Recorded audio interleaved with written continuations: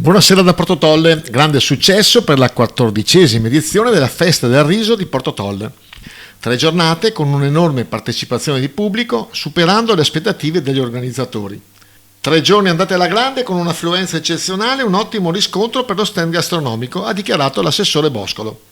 È stato un momento di promozione delle eccellenze locali, di forte partecipazione e di grande spirito di inclusione sociale. Un appuntamento che ancora una volta ha dimostrato il valore del lavoro di squadra e l'importanza della tradizione per la crescita del territorio. Sindaco Pizzoli, 14ª Festa del Riso, com'è andata? Ultima serata tra l'altro. Ultima serata, ma guarda, qualcosa di strepitoso, la giornata, il pomeriggio odierno, così come il sabato ma anche il venerdì, veramente una presenza incredibile, anzi mi dispiace per la coda che era quasi infinita, che fuori dallo stand, devo dire che è veramente una grande soddisfazione, ma soprattutto perché è promozione del territorio e questo va detto perché tantissima gente da fuori che ha raggiunto Porto Tolle e tanta soddisfazione per i nostri volontari che veramente sono meravigliosi.